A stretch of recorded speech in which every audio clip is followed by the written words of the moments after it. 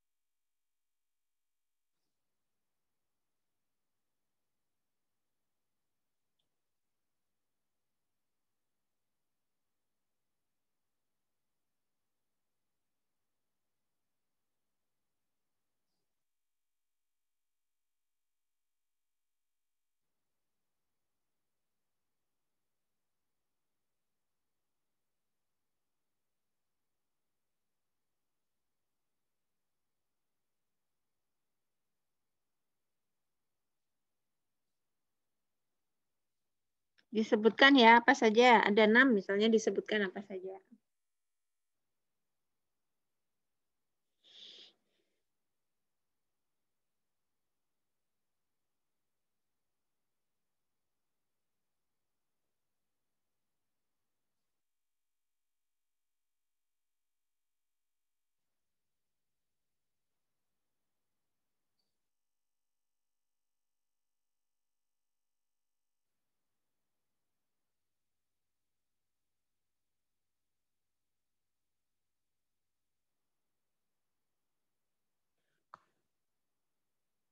Oke, saya lanjutkan ke learning objective yang ke-6, yaitu impairment of intangible assets.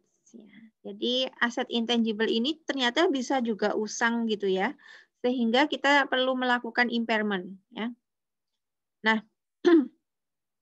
an intangible asset is impaired when a company is not able to recover the assets carrying amount either through using it or by selling it.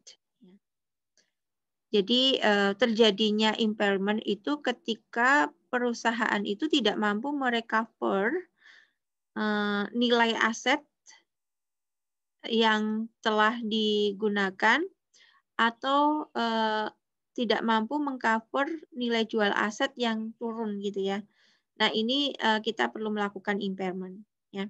Nah, di chapter 11 itu kan kita juga membahas tentang impairment pada long life asset ya, seperti property, plant and equipment or intangible asset ya. Jadi di chapter 11 sudah kita pelajari tentang impairment ini. A review is made of the assets cash generating ability through use or sale ya. Jadi assets itu kan diharapkan dia bisa cash generating ya, punya kemampuan untuk menghasilkan kas atau punya kemampuan untuk digunakan atau dijual gitu ya, itu kan yang namanya aset ya. Dia punya klasifikasi itu enggak gitu ya. Misalnya suatu aset ya, aset yang sifatnya cash generating itu contohnya apa? Aset yang dia itu bisa menghasilkan kas. Contohnya apa?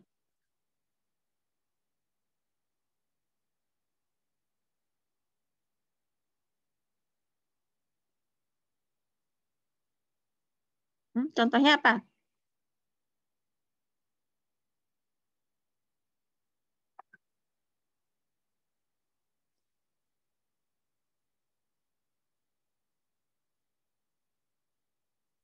Ada yang tahu? Contoh kas yang menghasilkan, contoh aset yang menghasilkan kas. Ya, betul. Apa contohnya? Ini Bu, mungkin pembelian peralatan Bu. Peralatan. Peralatan bisa menghasilkan kas secara langsung? Itu ini sih Bu, buat apa? Harus membeli dulu, terus kita pembelinya itu ini membayar kas. Menjual peralatan atau membeli peralatan? Menjual Bu. Menjual. Nah, itu berarti dia sifatnya adalah peralatan ya.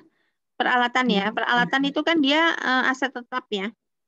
Aset tetap tidak cash generating, tapi dia adalah use sifatnya. maka dimasukkan dalam aset. Jadi kenapa kok peralatan itu masuk dalam aset? Karena dia itu bisa kita gunakan untuk mendukung operasional perusahaan kan gitu ya. Tetapi tidak bisa cash generating. Yang bisa cash generating itu adalah kas itu sendiri, kemudian piutang, kemudian persediaan. Ya kan? Piutang bisanya cash generating gimana ya, ditagih gitu ya. Kalau persediaan bisanya cash generating gimana? Dijual kan gitu ya. Kalau peralatan bisanya cash generating tidak bisa. Tetapi kenapa masuk aset? Iya, karena peralatan itu bisa digunakan atau dijual gitu ya. Dijual ketika sudah tidak dipakai lagi gitu ya. Jadi karena asetnya sudah lama kemudian ingin diperbarui, maka perusahaan biasanya menjual kan gitu. Maka dia akan menghasilkan kas, maka dimasukkan ke dalam aset. Meskipun tidak bisa secara langsung menghasilkan kas, tetapi karena bisa digunakan dan bisa dijual dan ada nilainya, maka masuk dalam kas. Gitu ya. Oke. Nah, seperti aset moneter juga sama ya, surat-surat berharga, emas itu kan nggak dipakai. Surat berharga kan nggak dipakai, kok masuk dalam aset. Kenapa? Ya karena bisa dijual gitu ya. Emas kan tidak dipakai, emas batangan gitu ya. Kok masuk dalam aset? Ya karena bisa dijual gitu ya. Dia punya umur ekonomis, dia punya sesuatu yang sifatnya sustain gitu ya, jangka panjang, kemudian maka masuk ke dalam aset ya. Nah, semua semua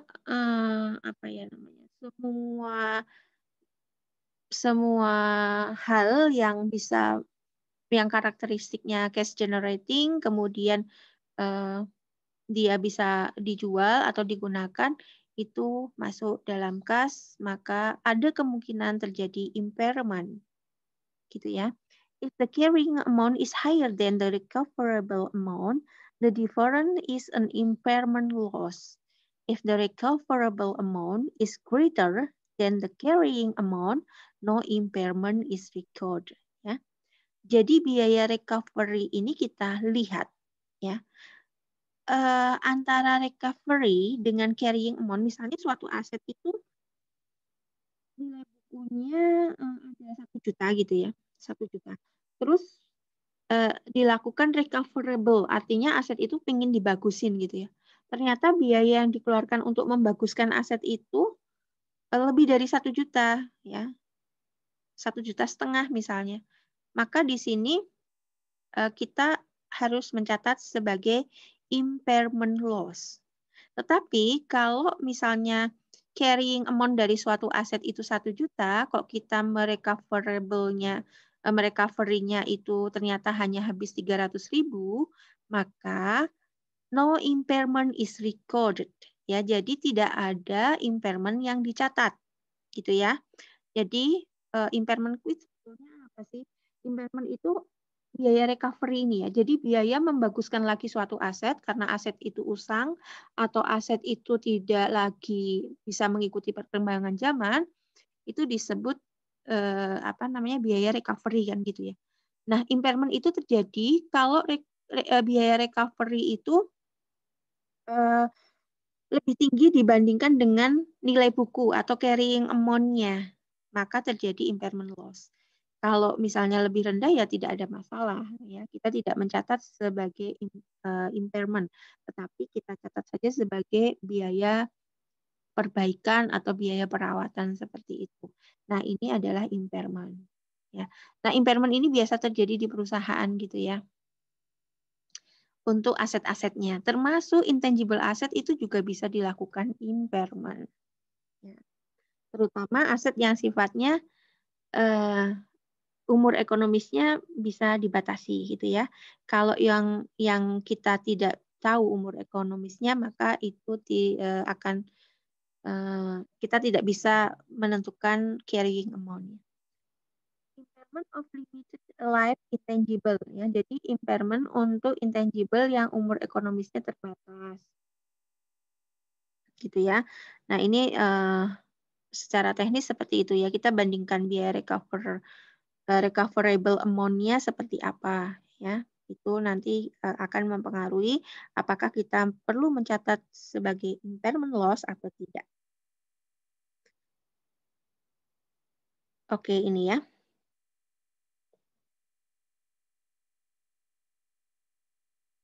Nah, ini contohnya nanti bisa dibaca sendiri. Kemudian reversal of impairment loss.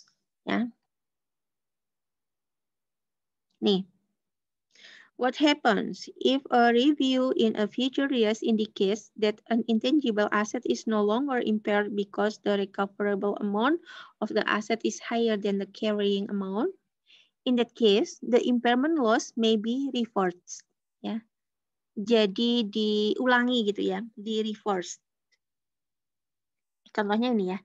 Continuing the large patent example, assume that the remaining life of patent is 5 years with zero individual value. Nah, jadi large ini memiliki paten, dia umur ekonomisnya 5 tahun. Recall the carrying value of the patent after impairment is 2 million ya. Carrying value-nya adalah 2 juta, yaitu 5 juta dikurangi 3 juta karena sudah 3 juta, ya sudah berjalan 3 juta. Thus, large amortization is 400,000, ya. Berasal dari 2 juta dibagi 5.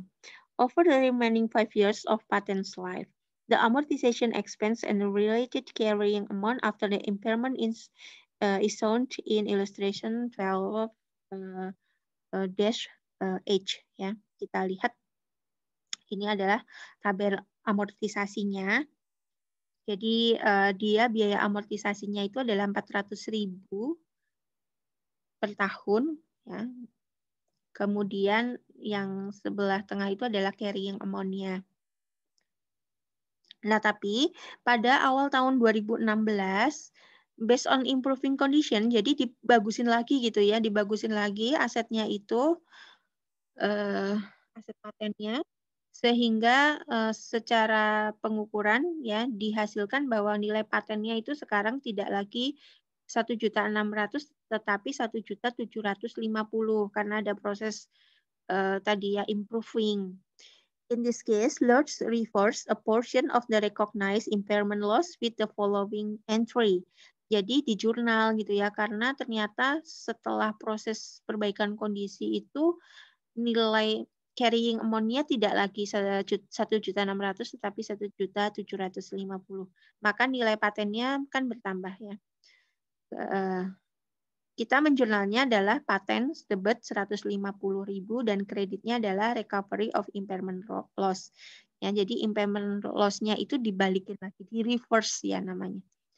Di reverse, tidak jadi loss tetapi jadinya recover ya. The recovery of the impairment loss is reported in the other income and expense. Jadi kalau di dalam laporan keuangan dia dilaporkan pada pendapatan dan beban lain-lain. Ya. Section of the income statement. Ya, jadi ada di laporan laba rugi pada other income and expense. The carrying amount of the patent is now 1.750.000 euro gitu ya. Yang berasal dari 1.600.000 euro ditambah 150.000 euro. Kita mengasumsikan bahwa umur ekonomis paten itu adalah 4 tahun. Sehingga Lords record ini ya 437.500 amortisasi di tahun 2016 dan seterusnya. Ya, jadi setelah terjadi perbaikan kondisi itu, nanti nilai aset intangible-nya akan berubah.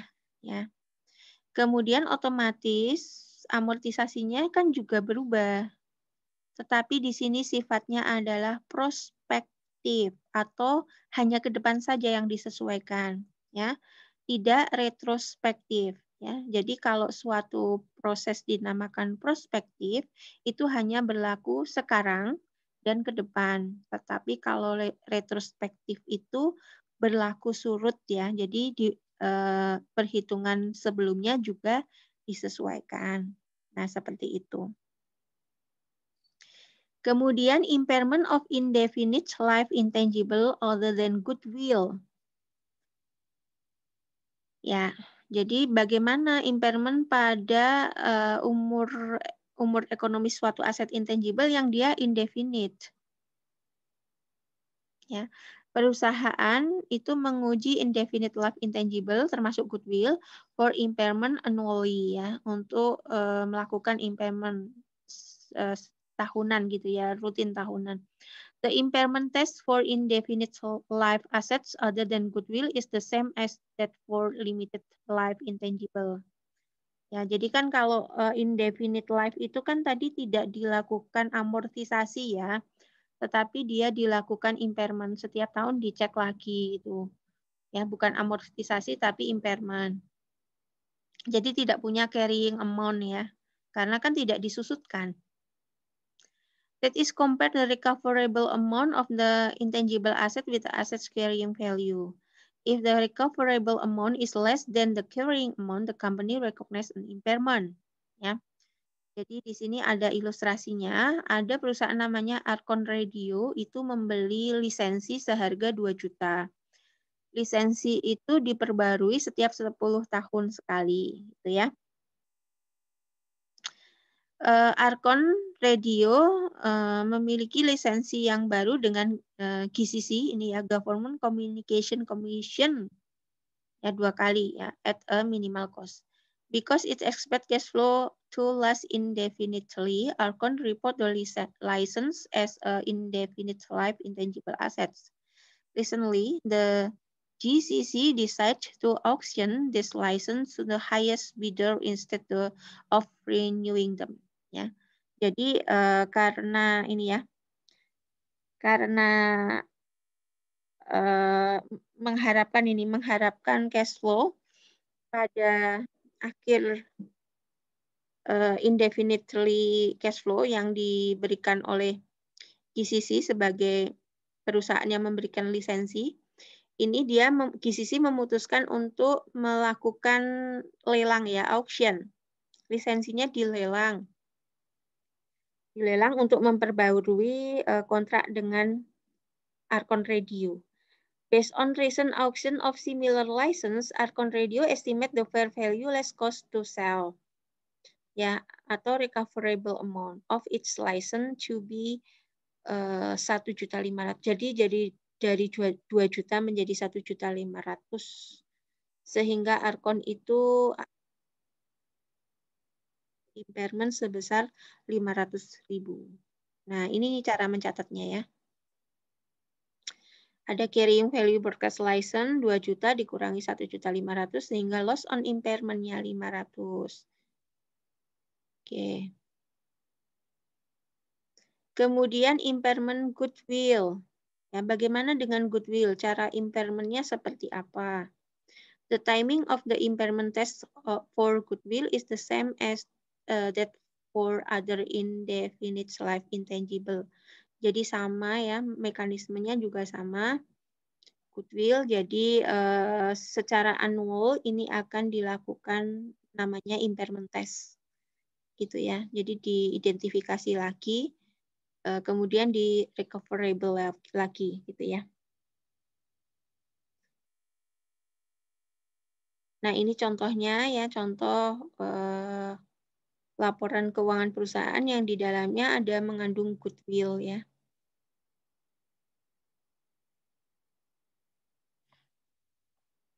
Ya. Call by determines the recoverable amount for the pre-division to be 2.800.000 based on a value in use estimates ya. Jadi dasarnya adalah nilai dari estimasi penggunaan. Because the fair value of the division exceeds the carrying amount of the net assets, call by does not recognize any impairment.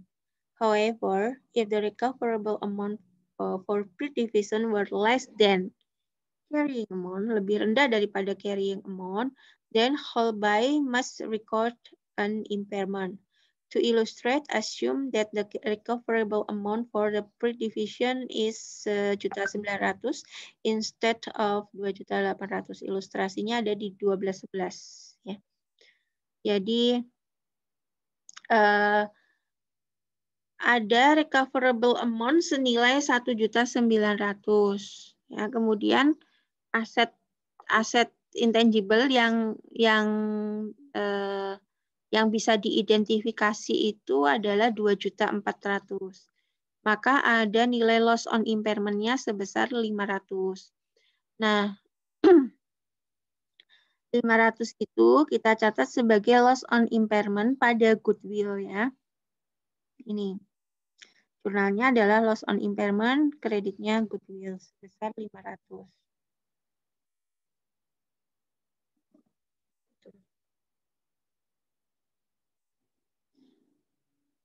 Jika kondisinya berubah setelah periode impairment itu ya, subsequent period,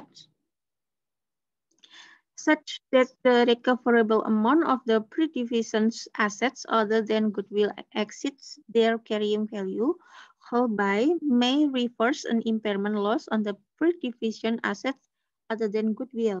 Goodwill impairment loss reversal are not permitted. Ya. Jadi kalau misalnya nih ya, ternyata setelah dilakukan impairment tersebut, ada recoverable amount yang dilakukan yang melebihi nilai goodwill, nilai carrying amount dari goodwill. Nah, itu kan kalau biasanya dilakukan reverse ya, mengembalikan impairment loss. Tetapi untuk goodwill ini, impairment loss reversal are not permitted. Ya, jadi tidak diperkenankan melakukan reversals atau pengembalian atas impairment loss untuk goodwill. Gitu ya. Oke. Jam berapa ini? 11:30, Bu. 11:30. Kita selesaikan sekalian ya, kurang sedikit.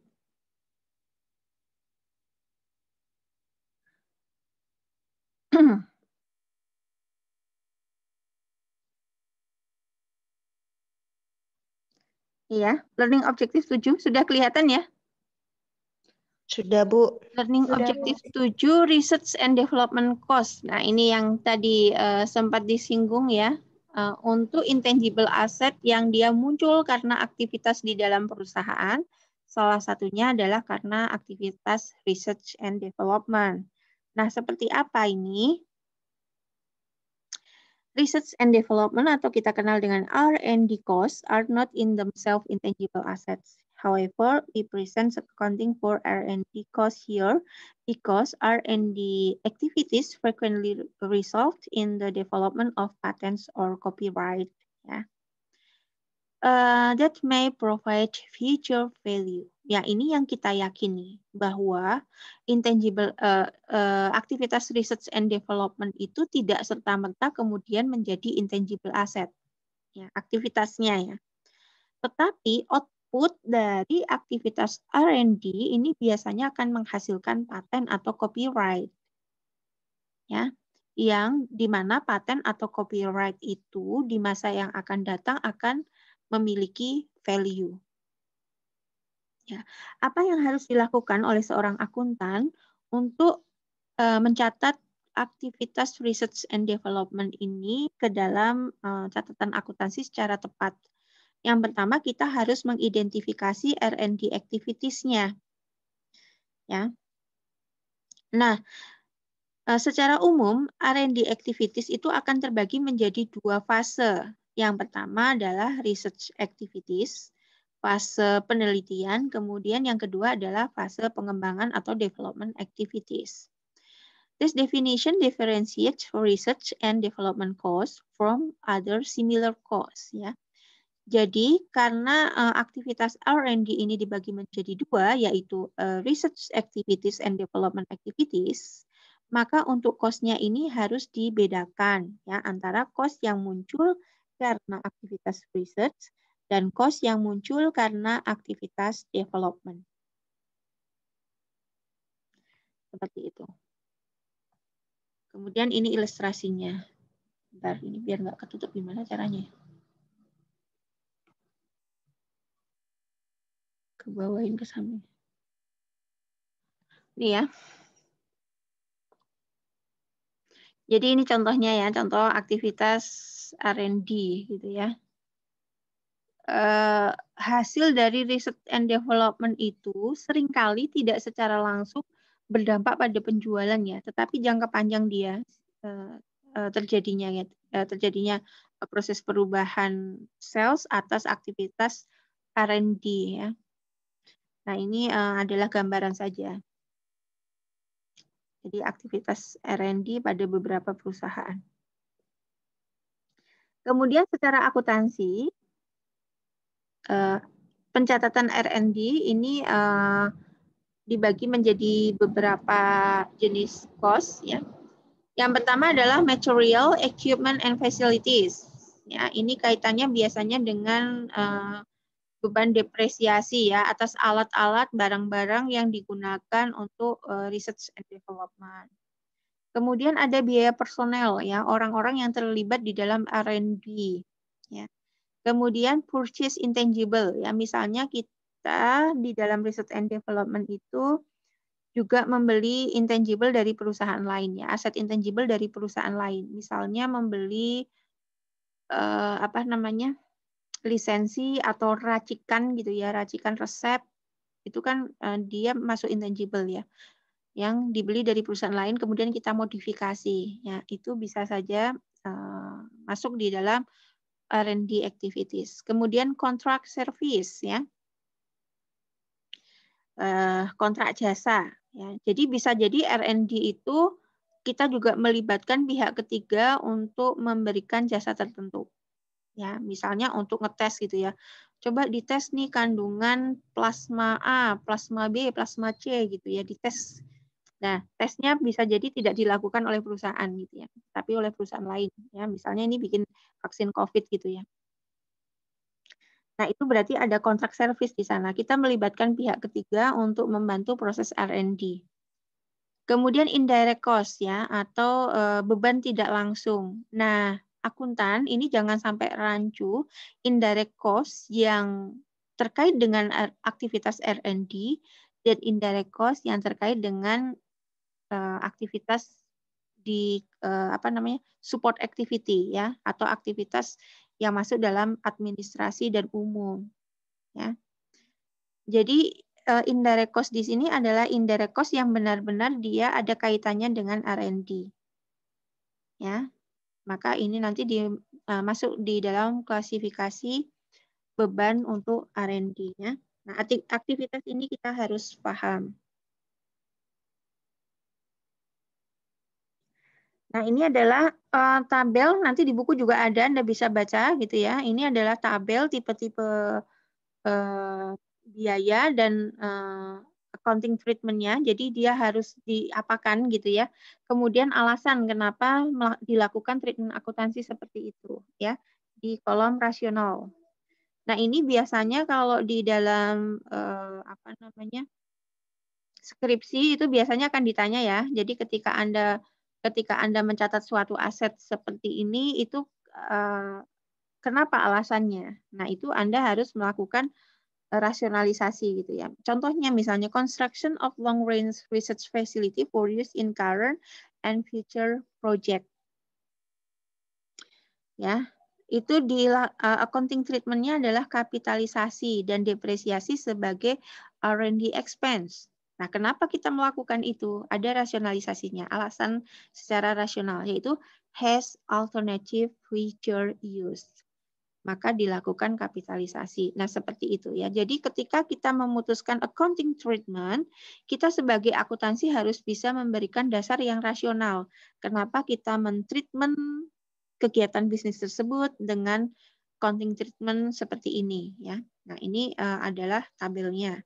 Nanti bisa dibaca secara detail gitu ya. Setiap jenis expenditure yang terjadi di aktivitas R&D dan accounting treatment-nya serta alasan kenapa dilakukan accounting treatment seperti itu. Kemudian cost yang hampir sama karakteristiknya dengan R&D cost. Yang pertama adalah startup cost for a new operation. Ya. Jadi biaya operasi di awal, ya itu juga hampir sama dengan R&D cost, ya.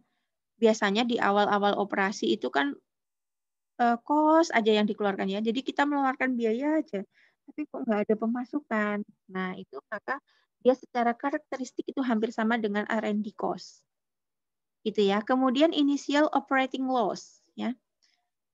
Kerugian operasi di awal. Nah, itu juga R&D karakteristiknya kita samakan dengan R&D cost. Treatmentnya juga sama dengan R&D cost dan advertising cost. Ya, seperti kita ketahui, biaya iklan itu, proses mengiklankan itu tidak kadang-kadang tidak berdampak langsung terhadap sales.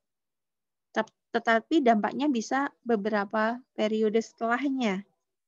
Maka advertising cost ini juga diklasifikasikan sebagai cost yang similar dengan R&D cost. Ya, kemudian penyajian di dalam neraca. Ya. Seperti apa penyajian intangible asset di neraca? Nah, ini ya, penyajiannya dia masuk dalam kategori aset gitu ya. Nah, ini harus dijelaskan ya, di CLK-nya harus dijelaskan. Intangible asetnya itu apa saja di sini ya. Kenapa masuk intangible asset seperti itu?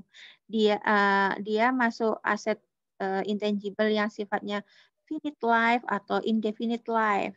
Nah, itu dijelaskan. Kemudian periode depresiasinya seperti apa ya. Kemudian impairment-nya bagaimana? Ini harus dijelaskan. Ya, ini adalah standar akuntansi yang digunakan, ya. Kemudian research and development cost.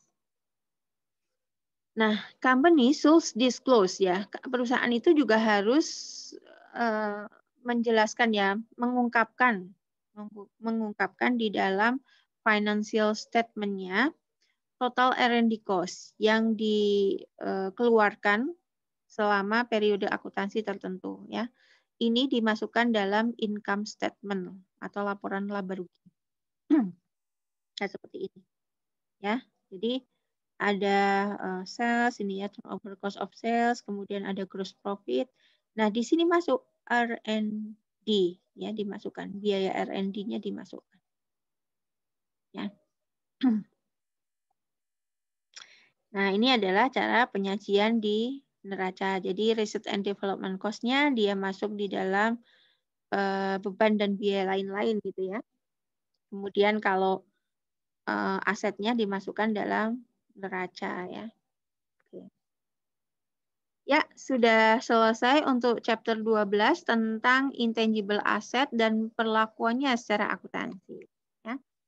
Nah, ini ada sedikit ayat ya, satu ayat. Dan orang-orang yang menyimpan emas dan perak tanpa menginfakkan di jalan Allah, maka berikanlah kabar gembira kepada mereka bahwa mereka akan mendapat azab yang pedih ya. Jadi aset itu kita manage termasuk bagian-bagian aset yang seharusnya untuk fakir miskin gitu ya, untuk fisabilillah itu kita harus infakkan seperti itu. Oke, tidak boleh menimbun asetnya. Nah, sudah selesai? Ada pertanyaan sebelum closing? Sudah banyak yang menjawab ini ya.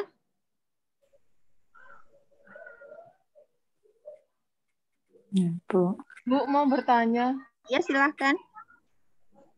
Ini Bu, pengumpulan tugas yang kemarin itu Bu, yang 11.8, 11.9, dan 11.29 itu dikumpulkan kapan ya Bu? Apakah habis ini? Ya, maksimal hari ini ya. Maksimal hari ini. Sampai nanti malam sebelum jam 12.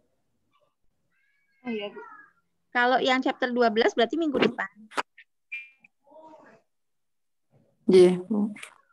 Ya, nah minggu depan itu adalah pembahasan chapter yang terakhir yaitu chapter 13, semoga bisa selesai juga. Kemudian nanti kan masih ada 2 pertemuan lagi kita gunakan untuk membahas soal dan sedikit menyinggung chapter 14. Iya, Bu. Mudah-mudahan jelas ya ini ya. Silahkan nanti dikerjakan soal-soalnya, kemudian dibaca lagi lebih detail ya, karena kan di sini tadi inti-intinya saja gitu ya. Jadi Anda mungkin ada yang terlewat gitu ya, tidak semuanya saya sampaikan. Jadi silahkan dibaca lagi bukunya secara detail ya. Bisa dimulai dari resume ya kalau baca buku. Biasanya saya begitu. Jadi dari awal judul, kemudian overview itu, kemudian saya ke resume, baru saya urut gitu. Jadi cara bacanya seperti itu. Kalau tidak ada pertanyaan, mari kita tutup dengan membaca hamdalah bersama-sama. Alhamdulillah. Ya, semoga ada pencerahan. Terima Ya. kasih, Bu. Semoga ada pencerahan, semoga Anda bisa memahami aset-aset yang harus Anda catat dengan baik, dengan penuh tanggung jawab dan kejujuran ya. Amin. Semoga bermanfaat. Amin ya Rabb. Warahmatullahi wabarakatuh. Waalaikumsalam warahmatullahi wabarakatuh.